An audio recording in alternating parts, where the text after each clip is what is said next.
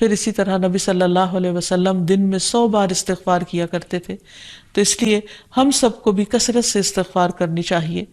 استغفار بیماریوں کا علاج بھی ہے اور اللہ کے عذاب سے بچانے والا بھی، اللہ سبحانہ وتعالیٰ کی رحمت پانے کا ذریعہ ہے، اور پھر بارش کے نزول کا ذریعہ بھی ہے، زراعت میں برکت کا ذریعہ، کبیرہ اور صغیرہ گناہوں سے معافی کا ذریعہ، اچھا اعمال نامہ پانے کا ذریعہ، یعنی قیامت کے دن انسان کو جن کی بخشش ہوگی ان کو خوشخبری دی جائے گی اور ان کا نامہ اعمال جو ہے وہ بہترین نامہ اعمال ہوگا.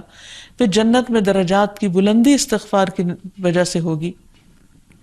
تو اس لیے ضروری ہے کہ ہم اٹھتے بیٹھتے اپنے گناہوں کی معافی مانگتے رہیں، اور استغفار کے لیے انسان اپنی زبان میں بھی اللہ تعالیٰ سے بخشش مانگ سکتا ہے، لیکن بہتر یہ ہے کہ اگر انسان قرآنی دعاؤں اور مسنون دعاؤں کا سہارا لے اور ان کو سیکھ بھی لے، کیونکہ یہ ہم سب کی ضرورت ہے.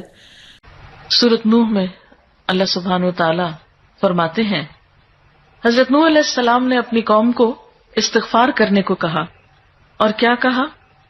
فَقُلْتُ اسْتَغْفِرُوا رَبَّكُمْ، میں نے اپنی قوم سے کہا کہ اپنے رب سے استغفار کرو، اپنے رب سے معافی مانگو. تو نتیجہ کیا ہوگا؟ اِنَّهُ كَانَ غَفَّارًا، بے شک وہ بہت زیادہ معاف کرنے والا ہے. یرسل السماء علیکم مدرارا، تم پر آسمان سے خوب بارشیں برسائے گا، آسمان کو تم پر برسنے والا بنا دے گا. وَيُمْدِدْكُمْ بِأَمْوَالٍ وَبَنِينَ، تمہیں مال اور بیٹوں سے مدد دے گا. وَيَجْعَلْ لَكُمْ جَنَّاتٍ، تمہارے لیے باغات بنائے گا. وَيَجْعَلْ لَكُمْ أَنْهَارًا، اور تمہارے لیے نہریں جاری کر دے گا. آپ دیکھیں کہ ایک انسان کی خواہش کیا ہوتی ہے کہ اس کو کیا کچھ ملے، یعنی رہنے کا مقام اور حالات جو ہیں وہ پرسکون ہو. پھر اس کے بعد یہ کہ مال ہوں، بیٹے ہوں، باغ ہوں، اور زندگی کی اور آرائشیں اور نعمتیں ہوں. یہ ساری چیزیں کہاں سے ملتی ہیں، کیسے ملتی ہیں؟ استغفار سے ملتی ہیں.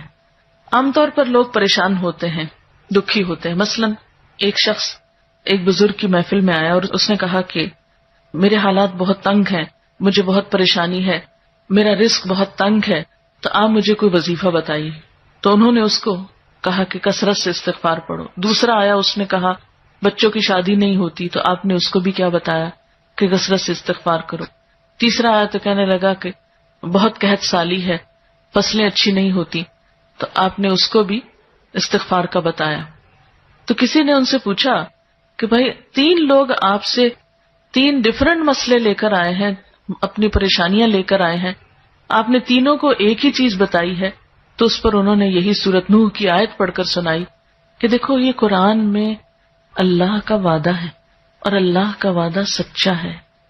اللہ تعالیٰ کی بات سے بڑھ کر سچی بات کس کی ہو سکتی ہے؟ ہمارے پڑھنے میں کمی کوتاہی ہو سکتی ہے، لیکن اللہ کی بات میں کوئی شک نہیں. ذالک الکتاب لا ریب فیہ، یہ وہ کتاب ہے جس میں کوئی شک نہیں. لیکن یہ ہے کہ بعض اوقات ہم خود پڑھنے میں کوتاہی کر دیتے ہیں. تو جن کا رشتہ نہ ہو رہا ہو وہ بھی، جن کا ہو چکا ہو اور شادی کے پرابلمز ہو وہ بھی، جن کا ہو چکا اور پھر بچے نہ ہو وہ بھی، ان سب کے لیے ایک ہی وظیفہ ہے، اور وہ کیا ہے؟ استغفار کا.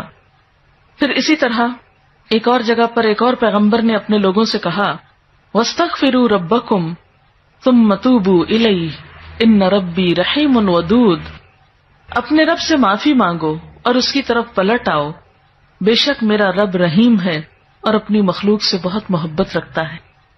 یعنی جب کسی بندے پر کوئی تکلیف آتی ہے تو ایسا نہیں کہ اللہ تعالیٰ اس پر خوش ہوتے ہیں اور جان بوجھ کے ستانا چاہتے ہیں بندوں کو. اللہ تو بندوں کے حق میں بہت مہربان ہے. پھر سوال یہ پیدا ہوتا ہے کہ تکلیف آتی کیوں؟ اگر وہ ہم سے محبت کرتا ہے اور وہ بہت مہربان ہے. تو بات یہ ہے کہ کچھ چیزیں ہم اچھے حالات میں سیکھتے ہیں اور کچھ چیزیں ہم ہارڈ شپ سے سیکھتے ہیں. کچھ نعمتوں کی قدر ہم اچھے طریقے سے ویسے ہی کر لیتے ہیں، اور کچھ چیزوں کی قدر ہمیں اس وقت آتی ہے جب کوئی مشکل پیش آتی ہے. آپ دیکھیے کہ اس کی مثال یوں ہی ہے کہ جیسے کچھ کھانے آپ کچے ہی کھا لیتے ہیں، جیسے فروٹس وغیرہ ہیں، آپ کو پکانے کی ضرورت نہیں ہوتی، لیکن کچھ کھانے آپ کو پکا کر کھانے ہوتے ہیں. اسی طرح زندگی میں کچھ حالات ایسے ہوتے ہیں کہ جن میں آپ آرام سے سیکھ جاتے ہیں، یا کچھ باتیں آپ کو بغیر کسی مشکل کے سمجھ میں آ جاتی ہیں، لیکن کچھ باتیں آپ کو مشکل آنے پر سمجھ آتی ہیں. اور جس طرح انسان پختہ اور میچیور ہوتا ہے مشکلات میں، آپ نے دیکھا ہوگا کہ جو بچے ہارڈ شپس میں پلتے ہیں وہ بڑے ہو کر ان میں اسٹیمنا زیادہ ہوتا ہے، لیکن جو بچے بہت نعمتوں میں اور نازوں میں پلتے ہیں وہ اتنے بہادر اور اتنے ہمت والے نہیں ہوتے. اس لیے دھوپ اور چھاؤں، غم اور خوشی، دونوں اس کائنات کا حسن ہے. دن اور رات ایک بہت بڑی نشانی ہے ہمارے لیے. تو اس لیے جب تکلیف آتی ہے تو اس موقع پر انسان اللہ کی طرف زیادہ رجوع کرتا ہے، اللہ کو زیادہ یاد کرتا ہے، زیادہ ذکر کرتا ہے، اور اس طرح انسان کے گناہ دنیا میں ہی معاف ہونے لگتے ہیں. ایک اور جگہ پر آتا ہے وَأَنِ اسْتَغْفِرُوا رَبَّكُمْ ثُمَّ تُوبُوا إِلَيْهِ يُمَتِّعْكُمْ مَتَاعًا حَسَنًا، اور یہ کہ تم اپنے رب سے معافی چاہو اور اس کی طرف پلٹ آؤ تو وہ تم کو اچھا سامان زندگی دے گا.